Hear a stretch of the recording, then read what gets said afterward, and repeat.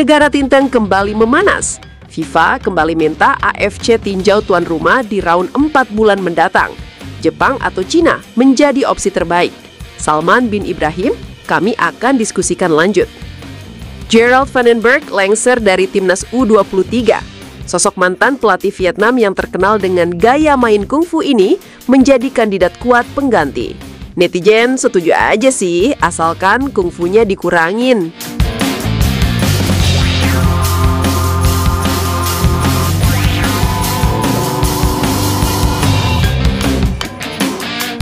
Usai eskalasi Israel dan Iran beberapa waktu lalu meredah, sekarang kembali timbul eskalasi baru yang mencerminkan kalau negara Timur Tengah seolah sedang tidak aman dan tak baik-baik saja.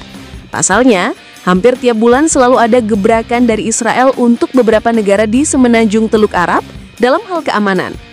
Jika mencermati hal ini, bahkan potensi paling besar soal daruratnya negara Timur Tengah saat ini pernah berlaku sekitar Juli kemarin. Ya, saat itu memang eskalasi beberapa negara di sana sedang tinggi-tingginya, dan itu bahkan berdampak langsung bagi beberapa bidang yang penting. Tak terkecuali sepak bola, yang mana kita tahu bersama kalau pihak AFC sudah sepakat menunjuk Qatar dan Arab Saudi sebagai host atau tuan rumah di round 4 babak kualifikasi Piala Dunia bulan depan. Penunjukan itu memang awalnya kontroversial, tidak adil dan semena-mena, tapi kalau kata orang sih, no fulus no mulus. Saat ini, situasi negara Timur Tengah cukup memanas saat Qatar kembali menjadi target serangan dari Israel beberapa hari lalu. Memang serangan itu bukan bertujuan untuk merusak warga sipil Qatar, melainkan mereka mencari pemimpin Gaza yang sedang berunding di Qatar. Tapi sudahlah, kita nggak fokus bahas soal politik dan kondisi eskalasi. Sekarang kita fokus saja soal sepak bola dan nasib round 4 bulan mendatang. Jika kita lihat situasi saat ini, memang tentu riskan untuk tetap memaksakan venue itu tetap berlangsung di Saudi dan Qatar. Karena bukan apa ya kan? Nggak lucu pas mau cetak gol tiba-tiba ada roket mendarat ke stadion. Saat ini bahkan FIFA nampaknya sudah melakukan analisis melihat bagaimana manajemen resiko jika akhirnya tetap memaksakan dua negara Timur Tengah itu jadi tuan rumah. FIFA sendiri berdalih memang sepak bola tidak ada urusannya dengan politik negara dan intervensi pemerintah. Tapi dalam hal ini yang dimaksud adalah keselamatan bagi para pemain yang berlaga, staf kepelatihan, dan bahkan mungkin supporter yang akan hadir ke stadion. Round 4 sendiri memang baru akan berlangsung bulan depan tanggal 8 Oktober. Indonesia sendiri akan memulai laga pertama dengan melawan Arab Saudi, dan kemudian di laga pungkasan melawan Irak. Namun saat ini yang jadi pertanyaan, apakah FIFA akan tetap memaksakan dua negara itu menjadi tuan rumah? Kalau kita lihat update beberapa berita yang berkembang saat ini, memang cukup banyak simpang siur. Ada yang menyebut kalau FIFA sedang melakukan diskusi dengan AFC agar tuan rumah Saudi dan Qatar kembali ditinjau ulang. Hal itu memang nampak wajar saja, karena tentu tidak ada sepak bola yang setara dengan nyawa. Bahkan saat ini banyak rumor beredar kalau dua calon pengganti tuan rumah di round 4 sudah ready. Yaps, itu adalah dua negara asal Asia Timur, yaitu Jepang dan juga China. Kalau soal infrastruktur memang kita nggak bisa bohong. Dua negara itu memang jos dan pasti sudah langsung siap. Berbeda dengan Indonesia yang memang rumputnya kadang masih angin-anginan dan sudahlah. FIFA dan AFC sendiri dikabarkan tengah melakukan tinjauan ulang dengan kemungkinan memindahkan venue itu secara bersamaan atau melihat situasi ke depan bagaimana jadinya. Tapi tentu jika memang itu dipindahkan, rasanya jauh lebih adil untuk Indonesia bisa bermain lebih lepas. Saat ini banyak masukan dari pihak luar untuk situasi yang ada di negara Timur Tengah. Kami tahu azas kemanusiaan dan juga keselamatan pemain, staf kepelatihan, dan supporter itu adalah hal utama. Kami tidak memaksakan sesuatu yang sifatnya bisa membahayakan, dan untuk itu kami meminta AFC untuk meninjau ulang venue itu, ucap Gianni Infantino. Dua opsi yang dekat dan bebas dari eskalasi konflik mungkin Jepang, China, ataupun Korea Selatan. Kami belum tahu apakah nantinya negara-negara itu akan bersedia dan siap jika saja ditunjuk tiba-tiba. Tapi saya pikir kita harus mengedepankan keselamatan, tutupnya. Wah, gimana pendapat kalian guys? Setuju nggak nih round 4 dipindahkan ke Jepang atau China?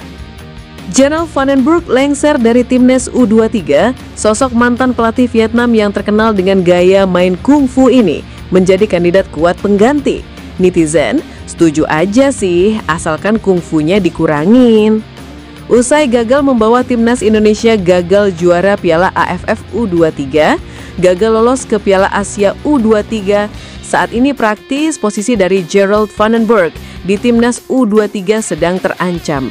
Walaupun secara kode dan sinyal dari Erick Thohir tidak ada kekecewaan besar, namun kekecewaan itu datang dari semua supporter timnas Indonesia. Ya mungkin kata orang sih dengan sarkasnya, lo Belanda berarti lo aman, tapi ya kan masa gak ada evaluasi? Erick Thohir sendiri kemarin menyampaikan kalau proses review dari kinerja Gerald Vandenberg nanti akan dilihat oleh sang direktur teknik Alexander Sweers. Dan kemungkinan sih bakal kena depak, tapi gak tahu juga, hehehe. Mana tahu tetap stay dan mau melanjutkan kegagalan lain.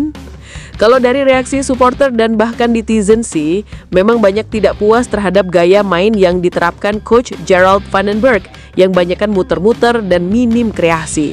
Walaupun kita tidak bisa memungkiri kalau pemain kita memang gak sebagus tahun lalu, tapi masa juga sih 0 shot on target. Banyak yang skeptis kalau di bawah asuhan Coach Gerald kalau timnas U23 akan perform, dan mereka lebih menyarankan agar mencari pelatih baru lagi.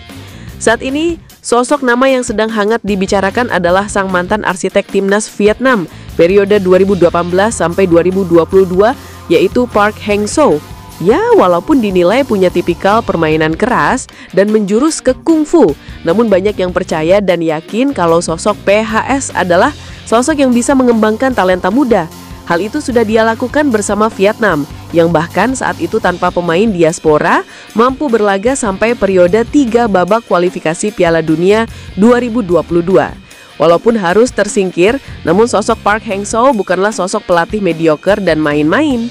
Namun satu hal yang jadi concern banyak orang adalah tentang gaya main yang diterapkan Park Hang-seo nantinya. Andai saja melatih timnas U23, banyak yang berharap kalau gaya main kungfu ala Park Hang-seo dikurangin. Ya tentu itu bukan tanpa alasan, karena gaya main semacam itu seolah sudah melekat di bawah komandonya dan timnas Vietnam. Daripada Gerald Vandenberg, gue malah jauh lebih yakin sama Park Hang-seo. Biarpun dia suka gaya main kungfu dan provokasi, tapi kinerjanya bersama Vietnam sudah terbukti. Tulis akun Awaludin. Ini pelatih bagus sebenarnya, cuma agak ngeri gaya mainnya yang main hantam-hantam kaki lawan. Kalau bisa nanti dikurangin deh, misal latih timnas U23 kita. Tulis akun Nemanja Obrik. Mending PHS jauh daripada Gerald. Dia sudah tahu tipikal gaya main di Asia dan lawan-lawannya. Kinerjanya juga teruji nih bahwa Vietnam beberapa kali juara AFF dan lolos round 3. Tulis akun Jahatia. Wah, gimana pendapat kalian guys? Setuju nggak nih kalau Park Hang-seo jadi pengganti Coach Gerald Vandenberg di timnas U23?